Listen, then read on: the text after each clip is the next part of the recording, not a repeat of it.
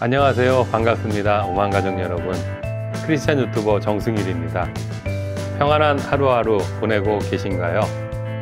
오늘 주신 하늘 양식은요, 사도행전 15장 12절로 15절과 19절로 21절 말씀입니다. 그럼 받으러 가실까요? 온 무리가 가만히 있어 바나바와 바울이 하나님께서 자기들로 말미암아 이방인 중에서 행하신 표적과 기사에 관하여 말하는 것을 듣더니 말을 마치매 야고보가 대답하여 형제들아, 내 말을 들으라.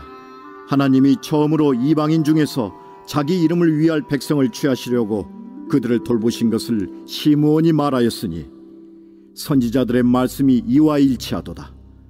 그러므로 내 의견에는 이방인 중에서 하나님께로 돌아오는 자들을 괴롭게 하지 말고 다만 우상의 더러운 것과 음행과 목매어 죽인 것과 피를 멀리하라고 편지하는 것이 옳으니 이는 예로부터 각 성에서 모세를 전하는 자가 있어 안식일마다 회당에서 그 글을 읽음이라. 초기 교회, 진보대, 보수. 하나님이 사람이 되셔서 십자가와 부활을 통해 자신을 구원하셨다는 것을 받아들이기로 하고 교회의 한 가족이 되려고 합니다. 그런데 그 사람에게 복음을 전한 사람이 기뻐하면서 자, 이제 할례를 받으러 병원에 가셔야죠. 그리고 여기 당신이 이제부터 지켜야 할 종교 규칙들의 목록이 이 책 안에 다 들어 있습니다 라고 말한다면 그 사람이 과연 그리스도인이 되기로 결심할 수 있을까요? 아니면 환영합니다. 이제 모세오경을 다 외워 오시면 됩니다 라고 말한다면 그리스도인이 되기로 쉽게 결심할 수 있을까요? 자, 오늘 본문은 예루살렘 공의회가 이방인들이 구원을 얻기 위해 먼저 유대인이 되어야 하는가라는 근본적인 질문을 해결하려고 노력합니다. 유대주의자들은 바울의 값없는 은혜의 복음에 대해 논증을 불러일으켰고 이것은 초기 교회의 하나됨을 해치는 심각한 위험 중에 하나였습니다. 그들은 이 문제를 어떻게 해결해 갈까요? 자, 그럼 바로 출발해 보겠습니다.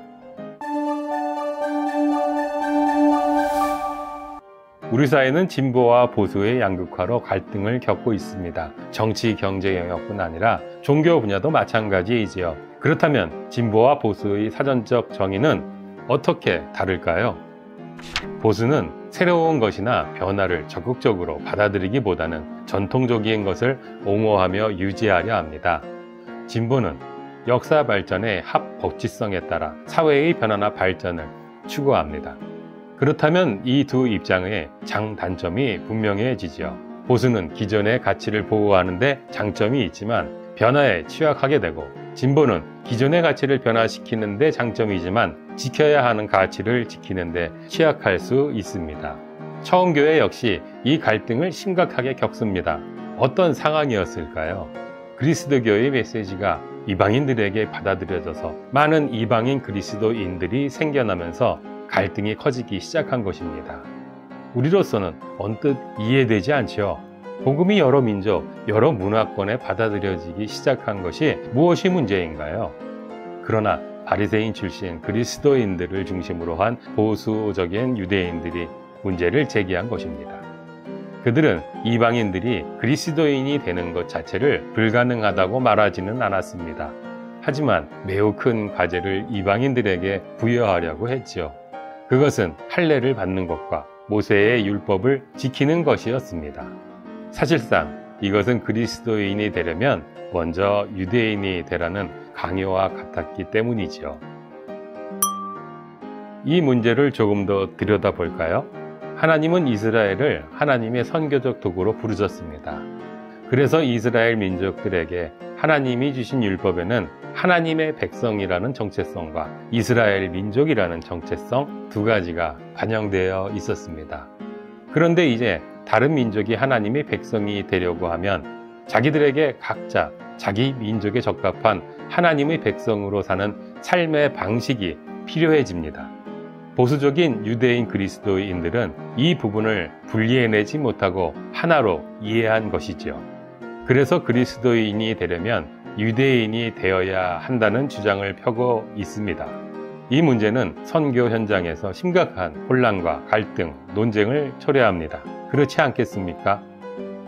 이스라엘을 통해 자신을 드러낸 여호와라는 존재가 사실은 자신들이 그동안 신이라고 불렸던 모든 신과 비교할 수 없는 진짜 신이고, 그 신이 사람이 되어 십자가와 부활을 통해 자신들을 구원했다는 것을 어떤 이방인이 받아들이기로 한다면 그 사람은 할례를 받아야 하고 모든 율법을 지키며 유대인이 되어야 한다고 말한다면 그 사람은 과연 그리스도인이 되기로 결심할 수 있을까요?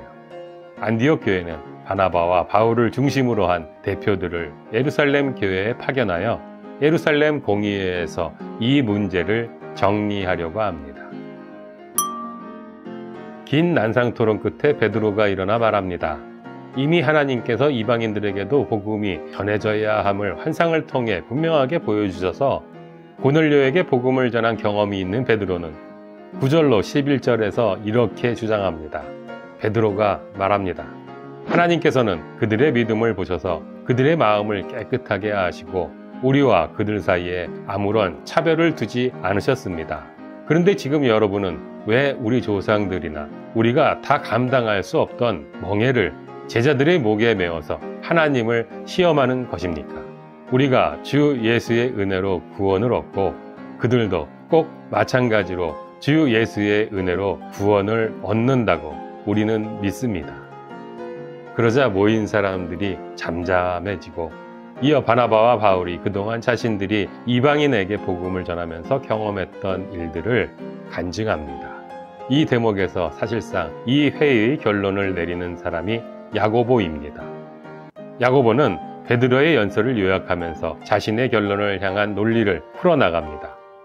야고보는 아모스서 본문을 예로 들어 지금 베드로의 주장이 선지자들, 그러니까 구약 성서에서부터 일관되게 주어진 하나님의 뜻이라는 결론을 내리고 구체적인 지침을 제안합니다. 그러므로 내 의견에는 이방인 중에서 하나님께로 돌아오는 자들을 괴롭게 하지 말고 다만 우상의 더러운 것과 음행과 목매어 죽인 것과 피를 멀리하라고 편지하는 것이 옳으니 교회의 미래를 향한 아름답고 의미 있는 절충이 여기에서 이루어지지요. 먼저 유대인들은 이방인 중에서 하나님께 돌아오는 자들에게 할례를 강요하거나 세세한 유대교 율법들을 지키도록 그들을 강요함으로써 그들을 억압하지 말자는 것입니다.